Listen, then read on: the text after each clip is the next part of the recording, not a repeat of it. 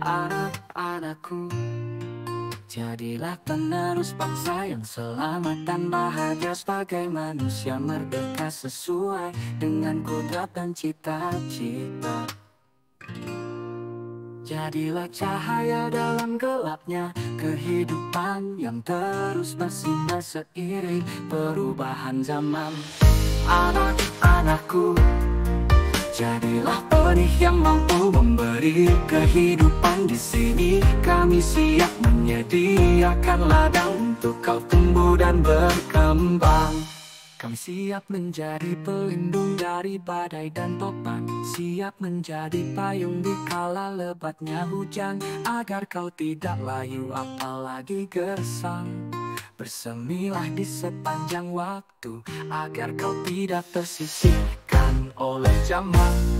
Anak-anakku, tumbuhlah sesuai dengan minat dan bakatmu.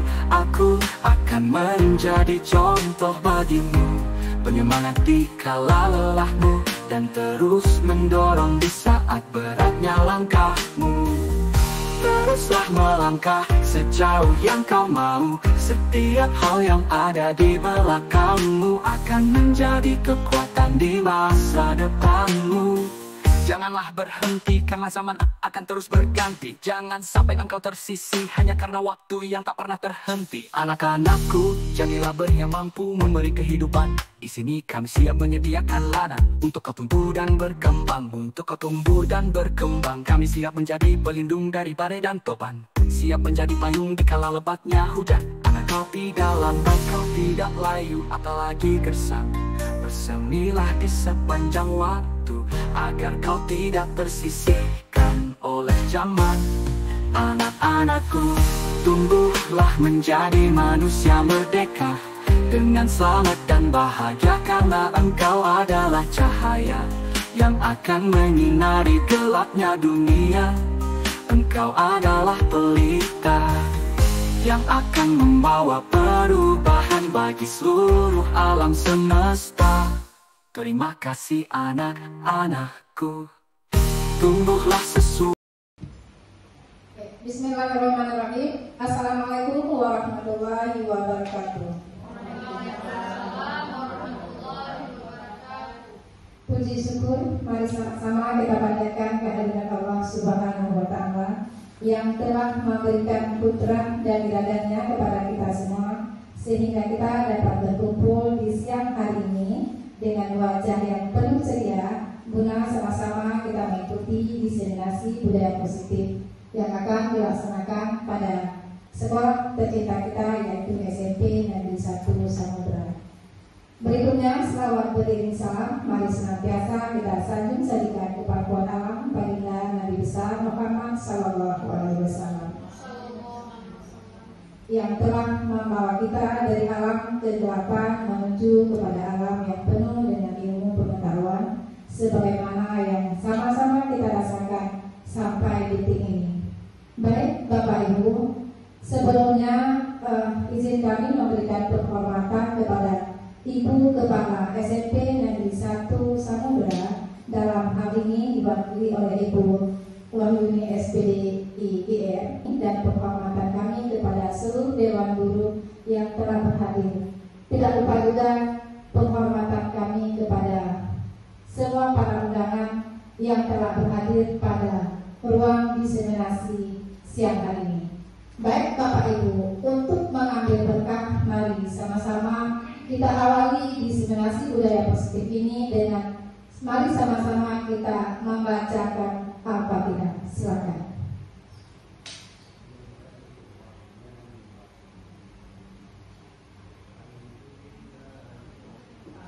Kita lanjutkan dengan lagu Indonesia Raya. Baik Bapak Ibu, sebagai wujud nasionalisme kita, mari kita berdiri sejenak dengan sikap penuh hikmat. Silakan.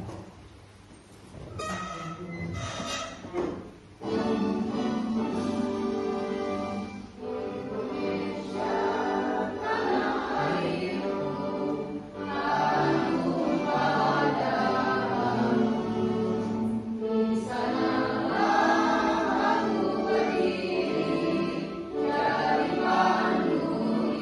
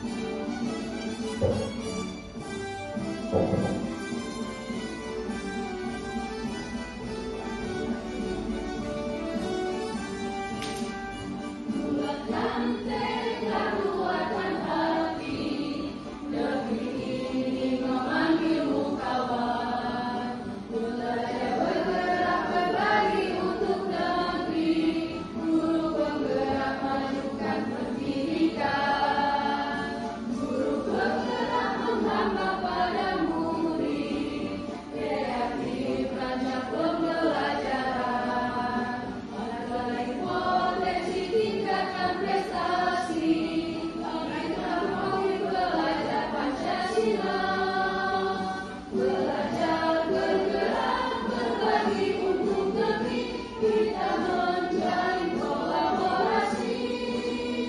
Belajar, bergerak, berbagi untuk negeri, demi bakti pada Ibu Pertiwi.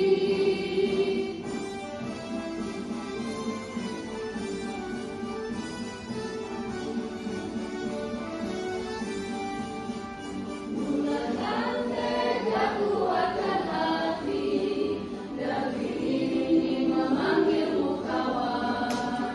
Belajar, bergerak, berbagi untuk lebih, guru bergerak melanjutkan pendidikan. Guru bergerak menghamba pada murid, kreatif rancang pembelajaran. Menghargai potensi, tingkatkan prestasi, naikkan profil pelajar Pancasila. Belajar, bergerak, berbagi untuk negeri, kita menjalin kolaborasi. Belajar, bergerak, berbagi untuk negeri, demi bakti pada Ibu Pertiwi. Belajar, bergerak, berbagi untuk negeri, kita menjalin kolaborasi. Belajar, bergerak, berbagi untuk negeri, demi bakti pada Ibu Pertiwi. Demi bakti pada Ibu Pertiwi.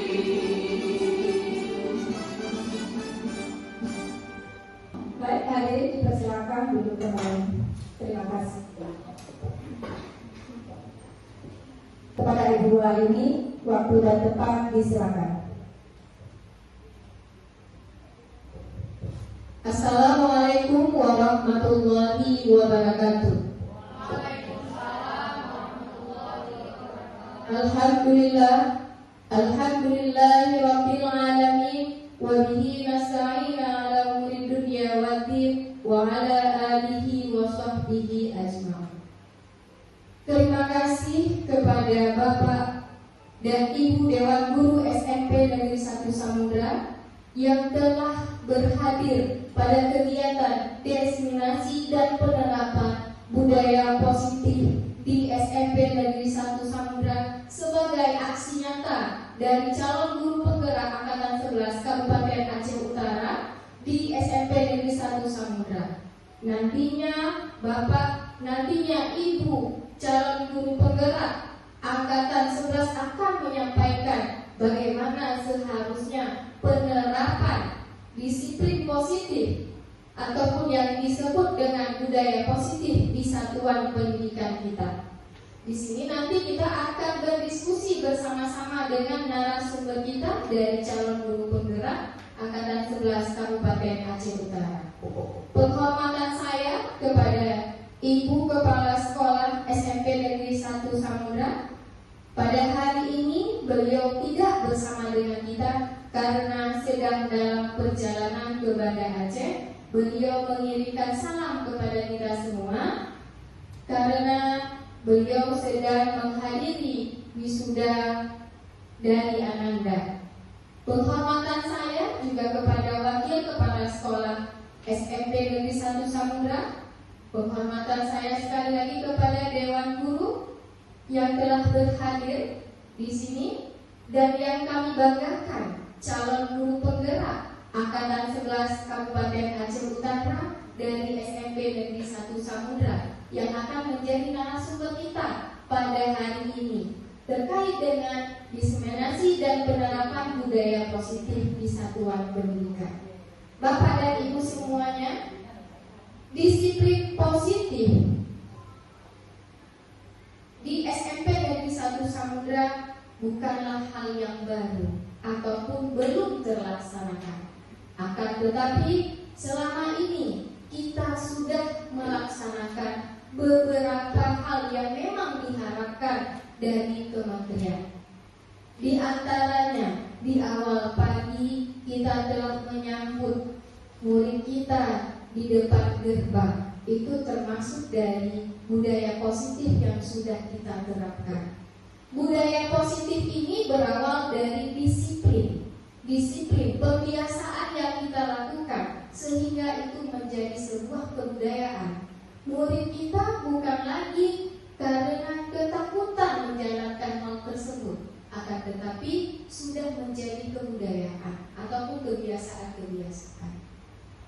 Dalam hal ini, disiplin positif yang dijalankan oleh murid ataupun oleh dewan guru yang menerapkannya ada nilai kebajikan. Nilai kebajikan itu berupa manfaat. Misalnya, hadir ke sekolah tepat waktu. Itu salah satu contoh dari disiplin. Tujuannya apa? Supaya tidak terlambat. Itu kebajikan yang terkandung. Berarti dia dapat mengambil pelajaran dari jam pertama hingga jam terakhir. Karena setiap penerapan disiplin ada hikmahnya, ada kebajikannya yang terkandung di dalamnya. Harapan saya dari disiplin positif yang akan disampaikan oleh narasumber kita nanti, kita mendapatkan ilmu bagaimana kebutuhan dasar dari si murid ini, dan juga bagaimana memberikan motivasi serta bagaimana hukuman yang sebenarnya tidak boleh dilakukan di satuan pendidikan, bagaimana menjalankan segitiga restitusi, dan juga bagaimana memberikan konsekuensi kepada murid, sehingga budaya positif di satuan pendidikan ini benar-benar dijalankan dengan baik. Cukup sekian sebagai kata-kata sambutan. Sebagai perwakilan dari kepala sekolah, saya memberikan kesempatan dan kegiatan ini kita buka. Ya.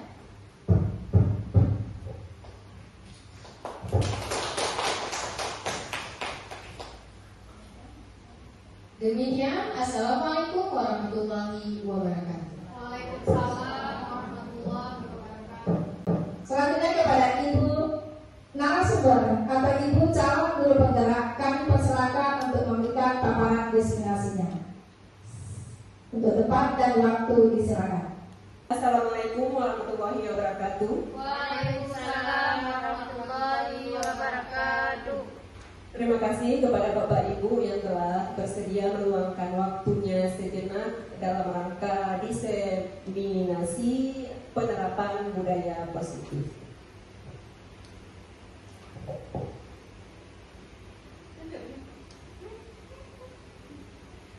Oke, sebelum kita mulai materi, kita buat kesepakatan kelas dulu ya, atau kesepakatan belajar. Yang pertama yang sudah ada yaitu semua peserta serius menyimak materi. Bagaimana Bapak Ibu, bisa? Bisa.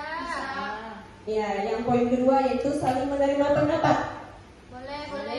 Iya, kemudian yang ketiga angkat tangan saat bertanya. Boleh? Iya, kemudian yang keempat, kira-kira apa yang perlu ditambahkan lagi? Silentkan HP, Bu. Silentkan HP, boleh. Kemudian yang kelima, kira-kira apa ya? Ikut semua sesi ini sampai selesai. Iya, ikut sesi ini sampai selesai. Setuju ya dengan kelima kesepakatan belajar kita hari ini? Setuju, Bu. Iya, next. Nah, sebelum kita mulai, kita ice breaking dulu ya. Nanti saya akan memandu, misalnya untuk tepuk pagi, Bapak Ibu menepuk hanya sekali, kemudian tepuk siang 2 kali, kemudian tepuk malam kosong, maksudnya tidak bertepuk tangan. Ya, berarti pagi sekali, tepuk siangnya 2 kali, malamnya tidak ada tepuk. Oke? Ya, Bu, boleh bangun dulu. Tepuk malam, siang, malam, pagi, siang, malam, pagi, tepuk siang, pagi. Tepuk tangan ya Bapak Ibu. Nah, selanjutnya ini ada pertanyaan pemantik. Yang pertama yaitu pemberian hukuman dapat mendisiplinkan murid. Gimana Bapak Ibu, setuju nggak? Kemudian yang kedua, pemberian hadiah dapat meningkatkan prestasi murid. Pembiasaan positif akan membuat murid lebih baik. Kemudian guru dapat menjadi teman bagi murid di sekolah. Nah, menurut 5 pertanyaan ini, menurut Bapak Ibu, ada yang setuju atau tidak setuju tidak? Sangat setuju ya, karena akan membuat murid menjadi lebih baik dalam menyelesaikan suatu hal. Nomor 2, pemberian hadiah dapat meningkatkan prestasi murid. Setuju, karena hadiah akan memberikan semangat kepada si murid tersebut. Coba menjawab yang nomor 4, guru dapat menjadi teman bagi murid di sekolah. Dapat, karena murid bisa, antara murid dengan guru bisa berbagi dan bisa bertukar pendapat, sehingga setiap ada masalah murid tidak enggan untuk menyampaikan kepada guru. Hukuman itu bisa menyebabkan anak-anak itu down, tapi untuk mendisiplinkan diri itu menurut saya kita perlu menasihati dan melakukan kebiasaan. Gitu. Terima kasih Bapak. Ya, selanjutnya yaitu budaya positif. Nah, kira-kira Bapak Ibu sekalian pernah nggak mendengarkan budaya positif? Pastinya sering lah ya. Nah, apa itu budaya positif? Jadi budaya positif itu adalah perwujudan dari nilai-nilai atau keyakinan universal yang diterapkan di sekolah. Budaya positif itu dapat mendorong murid untuk mampu berpikir, bertindak, dan mandiri. Nah, budaya positif di sekolah yaitu nilai dan kebiasaan yang berpihak pada murid agar mereka dapat berkembang menjadi pribadi yang kritis, penuh hormat, dan bertanggung jawab sesuai dengan profil pelajar Pancasila. Nah, pasti kita semua sudah familiar sekali ya dengan profil pelajar Pancasila, karena memang setiap hari kadang kita juga menerapkan sebagai salah satu lagunya kita terapkan supaya untuk mengingatkan anak-anak kita.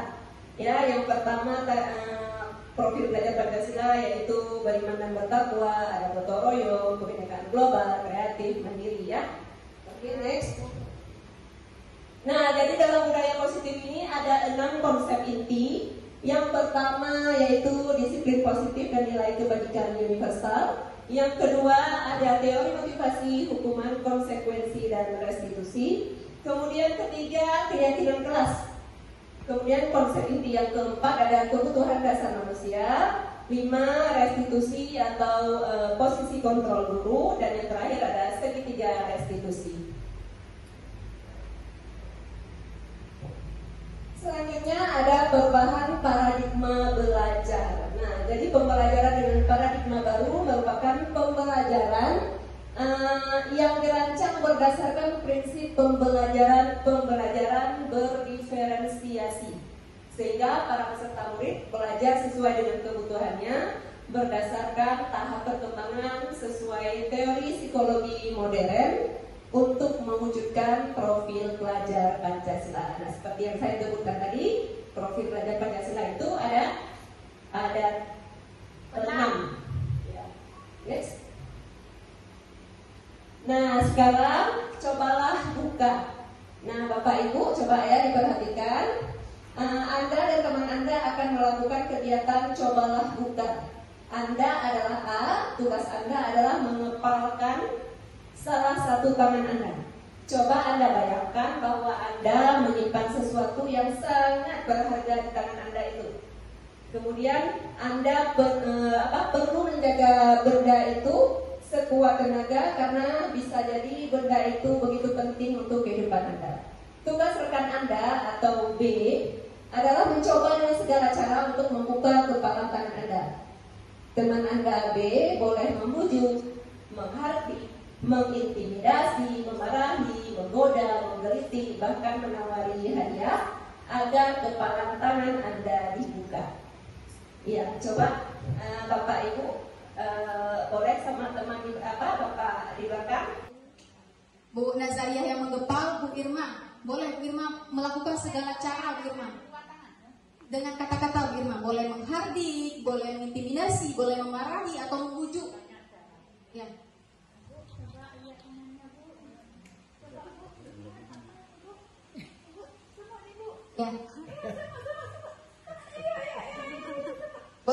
kata-kata, boleh rayuan juga untuk merayu.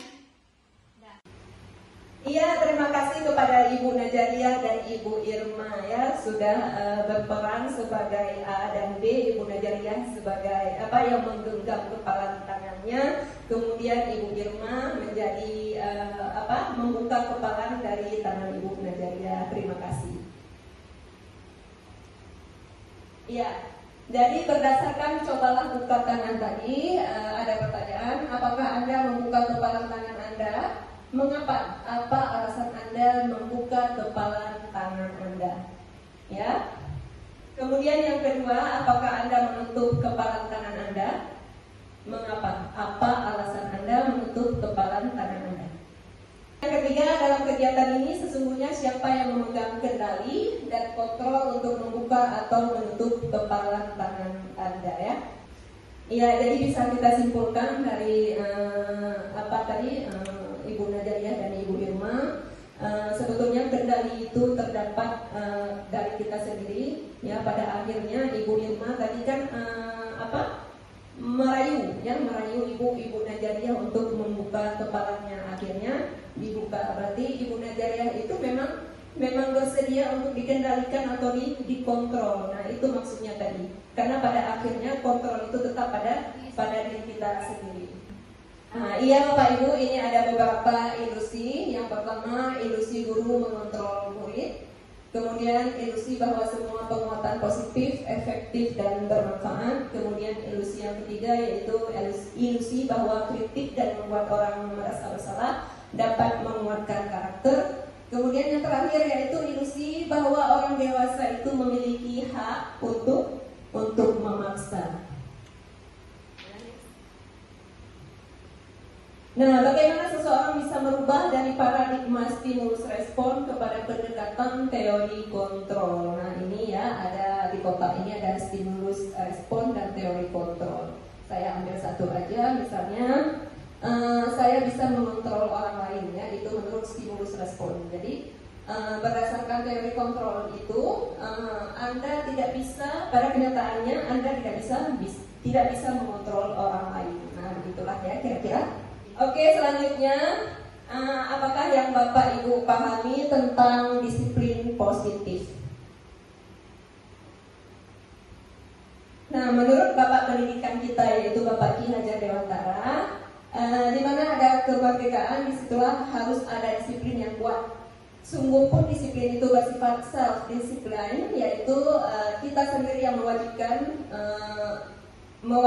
kita dengan sekeras-kerasnya. Tetapi itu sama saja, sebab jikalau kita tetap tidak cakap melakukan self-discipline, peraturan demikian itulah harus ada di dalam suasana yang merdeka.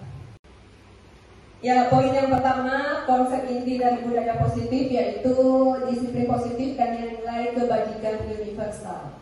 Nah, jadi Bapak Ibu, disiplin positif itu merupakan salah satu cara penerapan disiplin yang bertujuan untuk menumbuhkan kesadaran serta memberdayakan anak untuk melakukan sesuatu tanpa sogokan, ancaman maupun hukuman.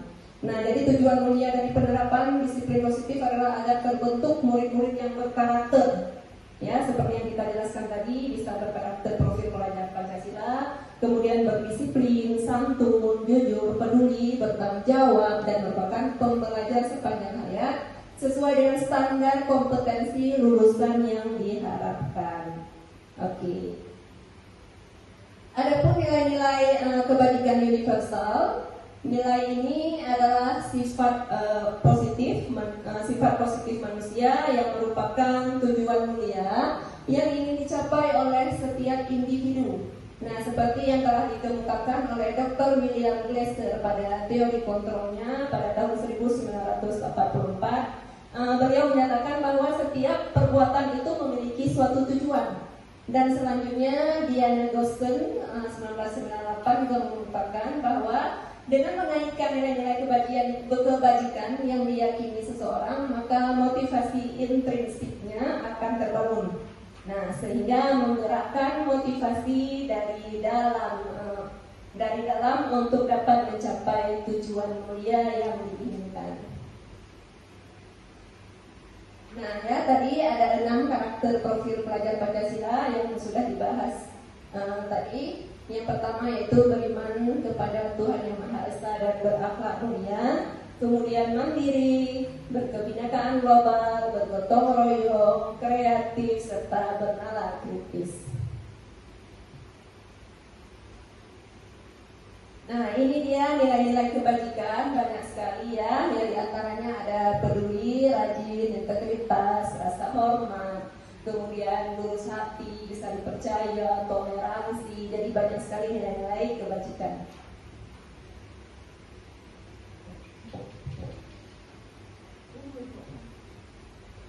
Dan selanjutnya konsep inti yang kedua dari budaya positif yaitu teori motivasi, hukuman dan penghargaan.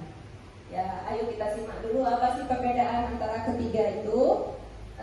Kemudian ada 3 motivasi perilaku manusia ya, seperti dijelaskan tadi bahwa setiap manusia itu memiliki tujuan tertentu. Nah, kita bisa juga menilai diri kita sendiri dalam berperilaku dan melakukan sesuatu. Nah, sebetulnya kita melakukan itu berdasarkan motivasi apa? Udah, motivasi yang pertama yaitu untuk menghindari ketidaknyamanan atau hukuman. Nah, ya, ada yang pertama tadi motivasi kita dalam berperilaku yaitu untuk menghindari ketidaknyamanan atau hukuman. Nah, contohnya kita melakukan sesuatu kita datang tepat waktu ke sekolah, misalnya ya, kita dulu datang ke sekolah tepat waktu. Nah, sebetulnya dasar kita pergi datang tepat waktu itu kenapa? Motivasi kita apa? Apa karena takut ditegur oleh kepala sekolah kita? Apakah untuk mendapatkan imbalan atau penghargaan seperti motivasi kedua? Atau memang karena motivasi ketiga, yaitu untuk menjadi orang yang mereka inginkan, yaitu menjadi orang yang kita inginkan dan menghargai diri sendiri dengan nilai-nilai yang kita percaya.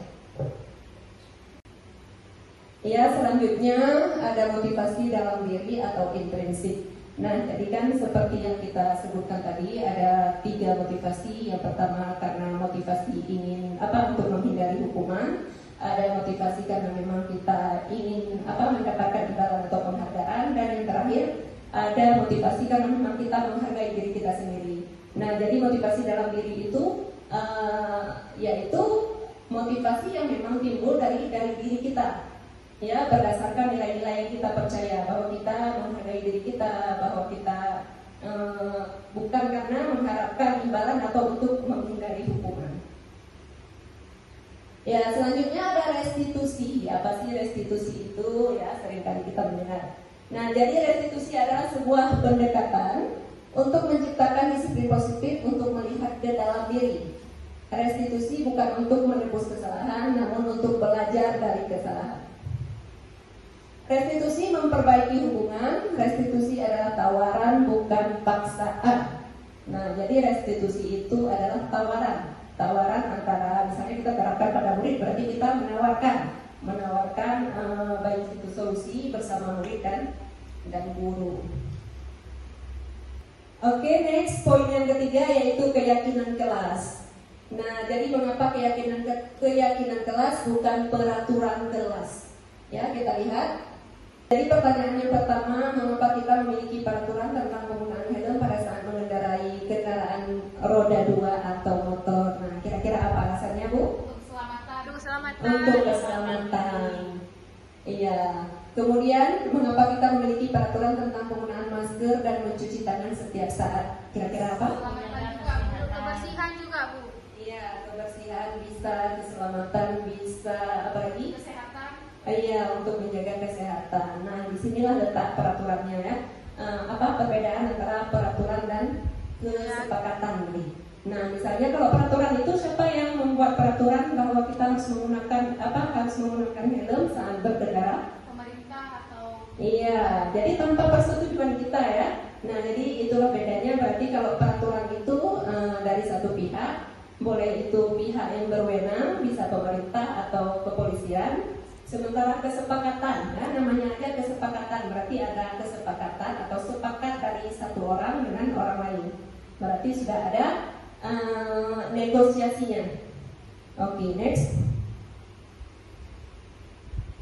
Ya, jadi keyakinan kelas itu dibuat berdasarkan kesepakatan antara guru dan siswa, yaitu bersifat universal.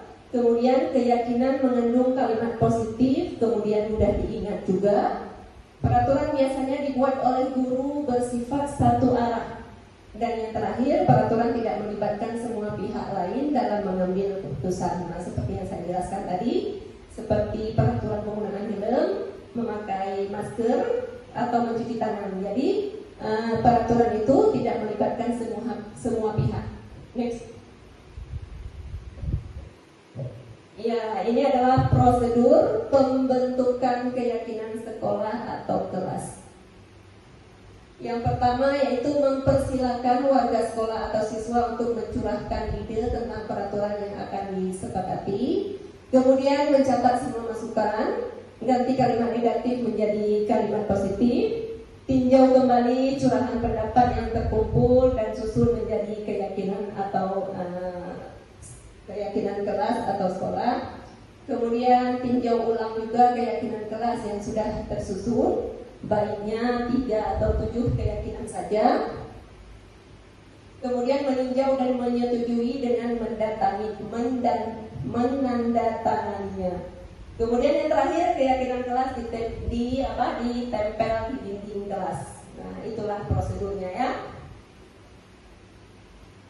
Ya, selanjutnya mari kita saksikan proses penyusunan keyakinan kelas. Ya, Bapak Ibu bisa menyaksikan video membuat keyakinan kelas yang pernah saya terapkan di kelas. Assalamualaikum warahmatullahi wabarakatuh. Waalaikumsalam warahmatullahi wabarakatuh. Ya, apa kabar semuanya, anak-anak? Baik, Bu. Iya, ya seperti Ibu jelaskan kemarin, jika hari ini kita akan membuat keyakinan kelas atau kesepakatan kelas. Oke, sebelum kita mulai, kita berdoa terlebih dahulu.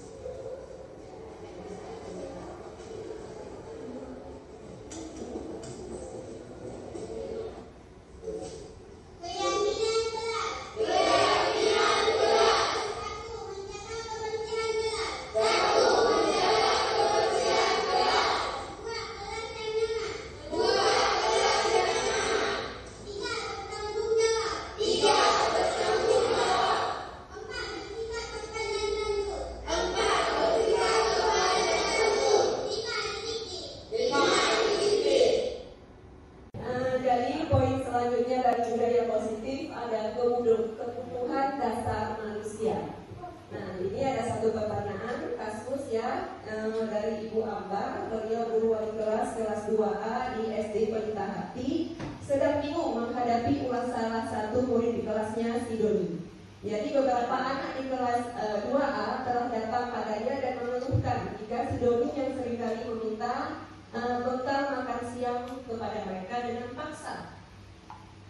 Nah, jika Anda menghadapi situasi seperti Ibu Ambar, apa yang akan Anda lakukan? Menurut Anda, kira-kira apa ya alasan si Doni untuk melakukan itu? Nah, jadi ceritanya ini si Doni ya, si Doni di kelas dia merebut atau merampas dengan paksa makanan dari temannya. Nah, kira-kira apa alasan si Doni? Lapar. Iya, lapar. Apa lagi? Lapar? Nggak bawa bekal. Jadi ini masih perkiraan ya. Nah, jadi berdasarkan situasi seperti Ibu Ambar ini, yang bisa kita lakukan yaitu memanggil si Ambar, mengajak berbicara dan menanyakan alasannya. Ya, oke Miss. Nah, jadi kebutuhan dasar manusia itu menurut Dr. William Glasser dalam choice teorinya ada 5. Ya, pada dasarnya setiap manusia apa yang kita lakukan itu punya tujuan. Ya, jadi usaha terbaik kita, apapun yang kita lakukan itu untuk mendapatkan apa yang kita inginkan. Ya, misalnya kita melakukan sesuatu itu karena merasa senang, karena mungkin karena merasa bebas atau untuk bertahan hidup. Nah, jadi 5 kebutuhan dasar manusia itu yang pertama yaitu kebutuhan untuk bertahan hidup. Kemudian ada penguasaan, ada kesenangan, ada kebebasan serta kasih sayang dan rasa diterima. Untuk kebutuhan bertahan hidup, ya, kebutuhan bertahan hidup atau survival adalah kebutuhan yang bersifat fisiologis, ya. Fisiologis untuk bertahan hidup, misalnya kesehatan, rumah, dan makanan. Jadi kebutuhan biologis sebagai bagian dari proses reproduksi termasuk kebutuhan untuk tetap bertahan hidup. Jadi berdasarkan kasus Ibu Ambar tadi, kalau misalnya tadi ketika Ibu Ambar bertanya sama si Doni alasannya karena lapar, berarti kebutuhan si Doni itu adalah kebutuhan hidup karena dia lapar. Mungkin karena ibu atau orang tua yang di rumah tidak mempersiapkan bekalnya. Selanjutnya untuk kebutuhan kasih sayang dan rasa diterima. Kebutuhan ini dan juga kebutuhan berikutnya adalah kebutuhan psikologis. Ya, kebutuhan untuk disayang dan diterima meliputi kebutuhan akan hubungan dan koneksi sosial. Kemudian kebutuhan untuk memberi dan menerima kasih sayang dan kebutuhan untuk merasa menjadi bagian dari suatu kelompok. Jadi kembali lagi ke masalah Ibu Ambar tadi. Kalau misalnya alasannya si Doni tadi karena senang aja Bu, atau karena ingin diperhatikan, karena dia kan misalnya kan alasan pertama tadi lapar, berarti kebutuhan untuk bertahan hidup. Kalau misalnya alasan si Doni tadi hanya karena diperhatikan oleh kawannya, berarti dia membutuhkan kasih sayang. Oke. Kebutuhan selanjutnya ada penguasaan. Jadi kebutuhan ini berhubungan dengan kekuatan untuk mencapai sesuatu, menjadi kompeten, menjadi terampil, diakui atau atas prestasi dan keterampilan kita, didengarkan dan memiliki rasa harga diri. Nah, selanjutnya kebutuhan akan kesenangan. Kebutuhan akan kesenangan adalah kebutuhan untuk mencari kesenangan, bermain dan tertawa. Jadi bayangkan hidup tanpa kenikmatan apapun betapa menyedihkan. Jadi Glasser itu menghubungkan kebutuhan akan kesenangan dengan belajar. Nah, kembali lagi dengan kasus Doni tadi. Jika si Doni beralasan saat ditanya oleh Ibu Ambar hanya iseng. Nah, iseng aja kamu kawan ya. Berarti itu dia kebutuhan dasar yang belum terpenuhi adalah kesenangan. Oke ya, ini ada satu kasus. Kebutuhan apa ya kira-kira yang sedang berusaha penuhi? Kasusnya yaitu si Dinda, seorang anak kelas 3 SD, begitu tiba di rumah sepulang dari sekolah, menangis dan mengadu pada ibunya bahwa dia benci pada nurani gurunya. Menurut Anda, kebutuhan apa yang berusaha dipenuhi oleh Linda? Jika jawabannya seperti berikut ini ya. Bila Anda berada dalam posisi ibu Ani dan mendengar informasi dari ibunya Linda tentang perasaan Linda hari itu, apa yang akan Anda lakukan pada Linda besok ketika Linda masuk sekolah agar kebutuhan Linda terpenuhi? Nah, jadi jawaban si Linda ini kan ceritanya si Linda udah sampai rumah. Dia bercerita kepada ibunya ya. Nah, dia menjawab atau ibunya bertanya di rumah, kenapa menangis? Nah, ibu guru bilang, aku tidak boleh bersenandung sewaktu mengerjakan tugas. Katanya kelas harus tenang, tidak ada suara. Nah, kan tidak seru jadinya. Nah, ini jadi apa alasan si Linda sama ibunya. Nah, ibunya menceritakan kepada ibu Rani tadi. Oke, jadi kira-kira menurut jawaban pertama itu kebutuhan apa yang sedang dia penuhi?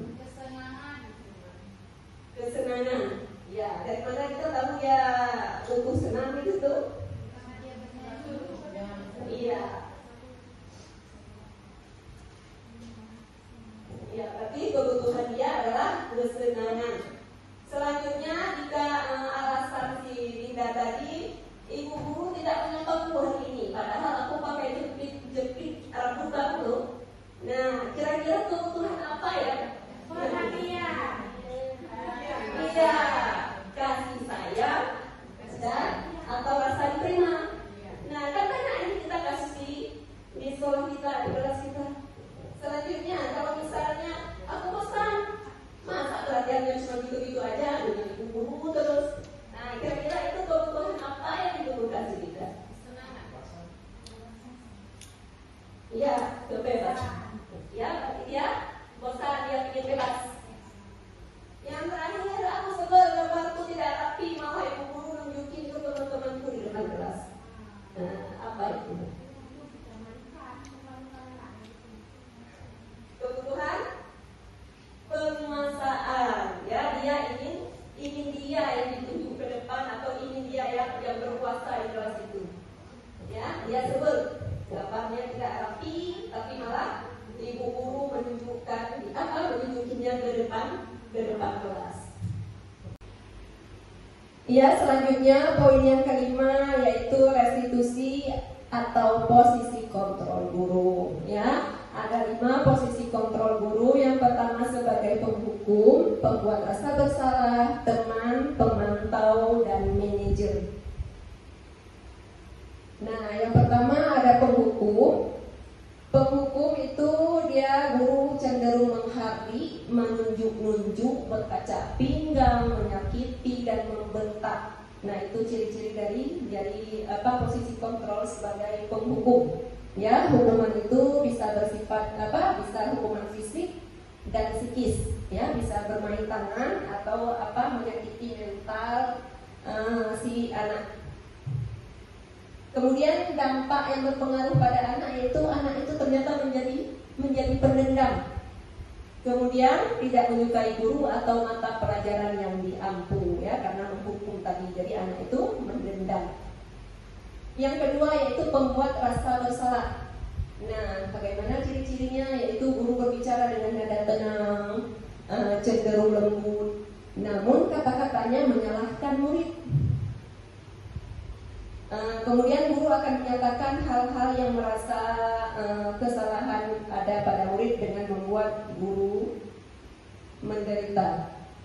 Dampaknya yaitu murid akan merasa bersalah dan menyimpan emosi negatif dalam dirinya. Kemudian anak juga akan menjadi rendah diri, tidak percaya diri akibat dari karena posisi kita membuat rasa bersalah tadi. Ya, yang ketiga sebagai teman. Nah, jadi guru akan menyapa murid dengan nada ramah, cenderung bersenda gurau agar suasana tetap santai. Nah, di posisi teman ini ya kita seperti layaknya teman teman untuk si murid. Dampaknya apa? Jadi murid akan bergantung kepada satu orang atau bergantung kepada kita. Kemudian murid itu menjadi tidak mandiri, kemudian akan berperilaku baik kepada guru tertentu saja. Selanjutnya yang keempat yaitu posisi pemantau. Nah, jadi posisi pemantau, guru itu bersuara datar, tidak emosional dan tidak bernada tinggi. Pemantau harus selalu mengawasi murid pada saat murid diberikan sanksi. Dampaknya murid akan murid akan menghitung konsekuensi dan hadiah tanpa memahami sepenuhnya nilai kebajikan yang dituju. Tidak sepenuhnya mandiri ya, jadi anak menjadi tidak sepenuhnya mandiri. Selanjutnya yang kelima, posisi kontrol yang terakhir yaitu manajer. Nah, jadi manajer ini guru itu bersikap netral, ya, tidak terlalu ramah dan tidak terlalu bicaranya tidak terlalu bernada tinggi, kemudian mengajukan pertanyaan bermakna agar membuka pikiran murid. Kemudian guru membimbing murid untuk memecahkan masalah. Dampaknya murid itu akan menjadi mandiri, kemudian percaya diri dan dapat memecahkan masalahnya. Ya, mari selanjutnya kita saksikan video mengenai 5 posisi kontrol guru. Di sini melalui video ini nanti Ibu dapat membedakan ya antara sebagai posisi penghukum, pembuat rasa bersalah, teman, pemantau dan juga manajer. Naren, sini kamu. Selamat pagi, Bu. Selalu terlambat.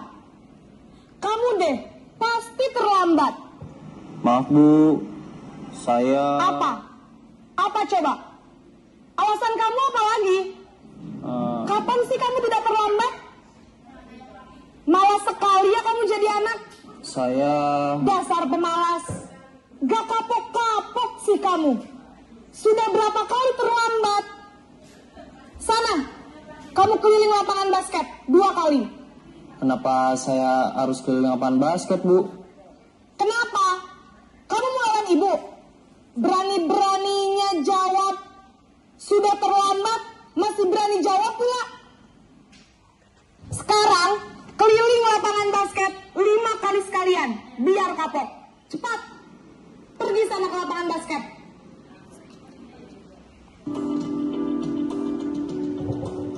Selanjutnya ini posisi pembuat rasa bersalah.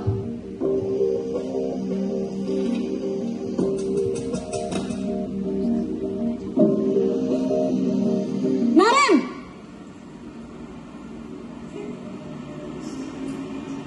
Selamat pagi, Bu. Naren. Kamu kenapa terlambat lagi, nak? Ya Tuhan, Naren. Kamu senang ya bikin ibu susah ya? Kalau kamu terlambat lagi, nanti ibu yang ditegur bapak kepala sekolah, nak. Disangka ibu tidak bisa membina kamu. Duh, gimana ini? Maaf, Bu. Duh, Gusti Naren. Kamu suka ya kalau ibu ditegur bapak kepala sekolah? Terus, sekarang ibu harus tulis apa ini di buku absen? Ini kamu sudah sering terlambat loh. Ibu harus apa coba? Maaf, Bu. Maaf sekali. Ya sudah, lain kali jangan bikin ibu susah lagi ya, nak ya. Ibu tidak akan kuat lagi kalau kamu begini terus. Bisa jantungan kalau ibu ditegur bapak kepala sekolah. Sana cepat ke kelas. Maaf ya, Bu. Maaf sekali. Posisi pembuat rasa bersalah berbicara dengan nada tenang.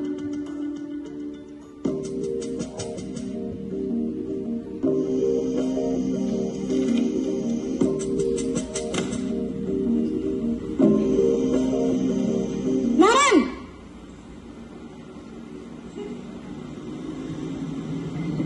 Selamat pagi, Bu.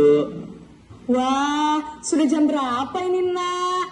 Terlambat lagi ya, sayang? Iya, Bu. Habis ibu saya lupa bangunkan saya, Bu. Kamu malah menyalahkan ibu kamu. Kamu bukannya anak yang larinya paling kencang. Kok terlambat sih? Iya, Bu. Saya memang terlambat bangun tadi. Jadi, biarpun saya lari kencang, tetap gak kekejar, Bu. Ya sudah sana, nanti lain kali larinya lebih kenceng lagi ya, biar gak terlambat lagi. Bikin seneng ibu, demi ibu. Bisa kan? Bisa, Bu. Ya sudah sana masuk kelas, ibu beresin urusan absen kamu. Kamu ini ada-ada saja.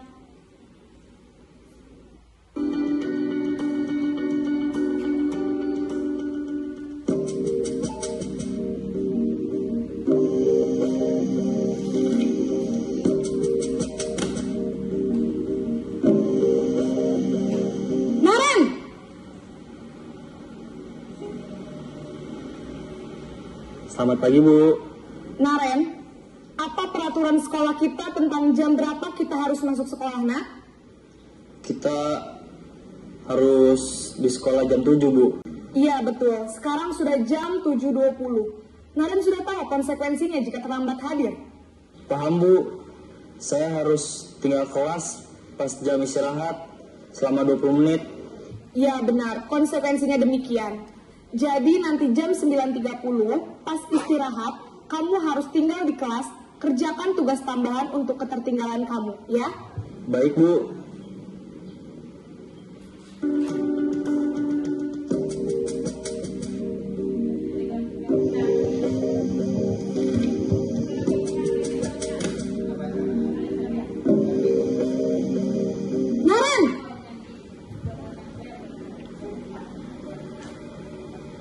Selamat pagi, Bu. Selamat pagi, Naren. Maaf, Bu. Saya terlambat. Iya, sekolah masuknya jam 7, sekarang sudah jam 7.20. Jadi sekarang bagaimana ini, Naren? Maaf, Bu. Saya lupa setel alarm saya semalam. Baiklah, menurut kamu, keyakinan sekolah yang mana yang perlu kamu tingkatkan? Menghargai diri sendiri dan orang lain mungkin ya, Bu. Setuju. Jadi, apakah Naren meyakini prinsip saling menghormati tersebut? Iya, Bu. Saya meyakininya. Apakah Naren bersedia memperbaiki masalah keterlambatan ini? Bersedia, Bu. Bagaimana kamu akan perbaiki masalah keterlambatan ini? Saya akan coba untuk tidak lupa menyetel alarm saya, Bu. Baik, kalau Naren lupa menyetel alarm di rumah, ada orang yang kira-kira bisa bantu mengingatkan tidak? Ada, Bu. Kakak saya, Kak Emma. Ya baiklah Bapak Ibu, jadi setelah menyaksikan video tadi itu, kira-kira manakah posisi kontrol guru yang paling ideal? Manajer. Apa Ibu? Manajer. Iya, manajer. Ya, karena posisi manajer itu karena bisa tadi membuat anak lebih mandiri dan anak bisa menemukan atau memecahkan permasalahannya. Ya, jadi karena posisi ini kita bisa memberi kesempatan siswa untuk bertanggung jawab untuk menyelesaikan masalahnya dengan bijaksana dan membantu siswa untuk menemukan solusi. Ya, selanjutnya. Nah, ini ayo berbagi pengalaman. Nah, jadi guru seperti apakah kita selama ini? Ya, Bapak Ibu, ayo kita lihat atau merefleksikan diri. Selama ini kita sudah memposisikan diri seperti apa? Sebagai apa ya? Nah, apa posisi kontrol yang selama ini Bapak Ibu terapkan kepada murid? Nah, Bapak Ibu bisa menuliskan posisi kontrol yang selama ini pernah diterapkan pada murid dengan menuliskannya di kertas post-it ini ya. Nah, bisa menuliskan nama di bawah. Boleh lebih satu posisi kontrol kalau memang selama ini ada diterapkan lebih dari satu. Ya, silakan.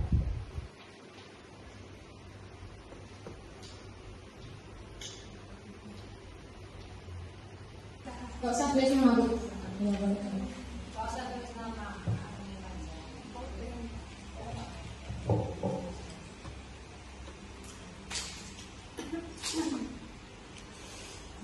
Ya baiklah Bapak Ibu, kalau emang sudah dituliskan boleh ditempel pada kertas plano yang sudah kita siapkan. Ya, silakan Bapak Ibu.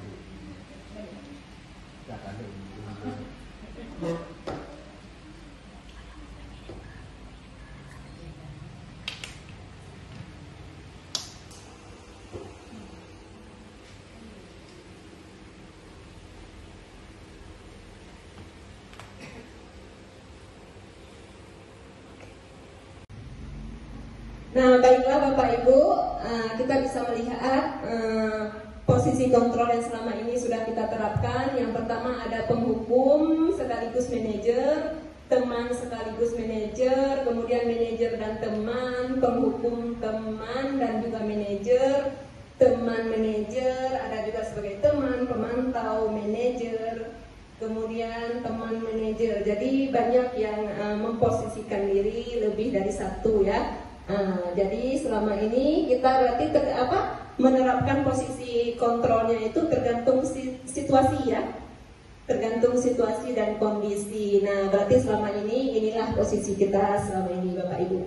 Ya tadi kita sudah melihat apa isian dari posisi kontrol selama ini. Jadi idealnya yang bagusnya semoga ke depan kita bisa menerapkan atau bisa menjadi posisi di posisi manajer. Karena dengan posisi manajer tadi sudah dijelaskan itu dapat membuat murid bertanggung jawab atas kesalahannya ya, dapat memperbaiki kesalahannya. Oke, next. Nah, konsep inti yang terakhir atau yang keenam dari budaya positif yaitu segitiga restitusi. Apa itu segitiga restitusi? Nah, jadi segitiga restitusi adalah proses menciptakan kondisi bagi murid untuk memperbaiki kesalahan mereka sehingga mereka bisa kembali pada kelompoknya dengan karakter yang lebih kuat. Tahapan segitiga restitusi. Nah, jadi tahapan segitiga restitusi itu ada 3. Yang pertama tahapnya yaitu menstabilkan identitas. Kemudian validasi tindakan yang salah, kemudian menanyakan keyakinan. Oke, next. Yang pertama menstabilkan identitas. Nah, kira-kira kita dalam menerapkan langkah pertama ini, apa yang bisa kita sampaikan kepada murid untuk menstabilkan identitas murid tersebut? Ya, yang pertama berbuat salah itu tidak apa-apa. Ya, kita bisa mengatakan kepada murid jika berbuat salah itu tidak apa-apa, tidak ada manusia yang sempurna. Atau kita juga bisa mengatakan saya juga pernah melakukan kesalahan seperti itu. Ya, bisa dilihat di layar Bapak Ibu.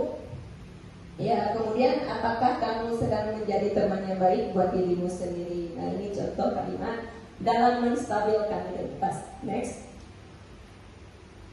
Yang kedua yaitu validasi tindakan yang salah. Nah, kalimat dalam menstabilkan dalam validasi tindakan yang salah ini bisa menggunakan kamu pasti punya alasan mengapa melakukan hal itu. Ya, next. Yang ketiga yaitu menanyakan keyakinan kelas. Nah, jadi tahapan dari segitiga restitusi yang ketiga itu menanyakan keyakinan kelas. Bisa dengan kata-kata kita bertanya pada siswa atau murid kita apa yang kita percaya, kemudian keyakinan anak dengan keyakinan kelas. Kemudian kita juga bisa menghubungkan nilai-nilai umum yang kita telah sepakati. Kemudian apa bayangan kita tentang kelas yang ideal, atau kamu mau jadi orang yang seperti apa. Jadi ciri-ciri segitiga restitusi yang pertama, restitusi itu bukan menebus kesalahan, ya, tetapi belajar dari kesalahan. Ciri yang berikutnya yaitu segitiga restitusi itu untuk memperbaiki hubungan. Kemudian segitiga restitusi itu tawaran bukan paksaan. Kemudian menuntut untuk melihat ke dalam diri. Kemudian restitusi itu mencari kebutuhan dasar yang mendasari tindakan. Restitusi fokus pada karakter bukan pada tindakan. Kemudian restitusi itu fokus pada solusi. Dan yang terakhir ciri-cirinya yaitu restitusi itu mengembalikan siswa yang berbuat salah pada kelompoknya. Baiklah Bapak Ibu, jadi kesimpulan dari diseminasi budaya positif kita pada SMP Negeri 1 Samudera yang pertama, dengan menerapkan budaya positif di sekolah maka akan mempermudah dalam tercapainya tujuan pendidikan nasional sesuai dengan filosofi pendidikan Ki Hajar Dewantara, yaitu menuntun atau menuntun murid untuk mencapai keselamatan yang setinggi-tingginya serta kebahagiaan baik sebagai anggota masyarakat, sebagai manusia maupun anggota masyarakat. Selanjutnya, sebagai seorang guru, untuk dapat menciptakan budaya positif, kita harus memiliki nilai yang berpihak pada murid, yaitu kita harus memiliki nilai mandiri, kolaboratif, inovatif, reflektif, serta berpihak pada murid. Kemudian salah satu perubahan yang ingin dicapai melalui visi, yaitu kita terbentuknya budaya positif agar terciptanya sekolah yang aman dan nyaman, sehingga akan berdampak secara maksimal pada perkembangan dan pembentukan karakter peserta didik. Nah, jadi semoga budaya positif ini dapat kita terapkan di sekolah kita, karena sekolah ini adalah tempat anak belajar dan membentuk karakternya. Oke, cukup sekian. Dengan berakhirnya paparan dari seluruh narasumber kita pada siang hari ini, maka berakhirlah destinasi dan penerapan budaya positif pada SMP Negeri 1 Samudra. Tidak lupa kami ucapkan terima kasih kepada seluruh peserta dan undangan yang telah berkenan hadir mengikuti destinasi ini dari awal sampai akhir. Namun sebelum menutupi acara destinasi ini, izin saya membawakan sebuah pantun. Ya, lulus sekolah jadi alumni, menghadiri reuni hanya sesekali. Izinkan saya menutup acara ini. Terima kasih dan sampai jumpa lagi. Saya akhiri. Sampai di sini perjumpaan kita. Wabillahi taufiq wal hidayah. Assalamualaikum warahmatullahi wabarakatuh. Assalamualaikum warahmatullahi wabarakatuh. Saya ucapkan terima kasih kepada pemateri hari ini yang telah menyampaikan materinya terkait dengan diseminasi dan penerapan budaya positif di SMP Negeri 1 Samudra. Alhamdulillah, saya sangat senang mengikuti kegiatan diseminasi tersebut karena memberikan motivasi, semangat, dan juga ilmu tambahan kepada saya terkait dengan budaya positif yang ada di sekolah dan juga penerapan budaya positif.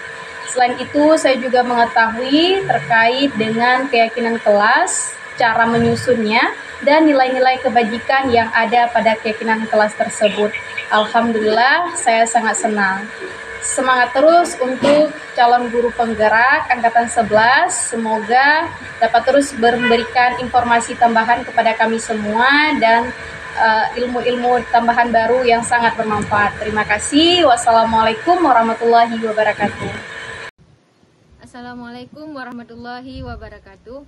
Alhamdulillah, setelah saya mengikuti acara diseminasi dan penerapan budaya positif yang telah dipaparkan oleh pemateri, yaitu calon guru penggerak Angkatan 11 dari SMP Negeri 1 Samudra ini, saya sangat merasa senang dengan adanya acara diseminasi ini. Karena setelah mengikuti acara ini, banyak ilmu yang saya dapatkan di acara tersebut. Semoga kita dapat menerapkan semua ilmu yang kita dapatkan hari ini di sekolah kita, yaitu SMP Negeri 1 Samudra, agar kita dapat mewujudkan pembelajaran yang efektif dan menyenangkan untuk seluruh siswa kita semua. Kemudian, mari kita sama-sama bergandengan tangan untuk selalu kompak dan dapat menjalin kerjasama yang baik agar dapat melakukan perubahan yang positif di dunia pendidikan ke depannya. Terima kasih untuk narasumber kita hari ini. Salam sehat dan bahagia untuk seluruh keluarga besar SMP Negeri 1 Samudra. Assalamualaikum warahmatullahi wabarakatuh.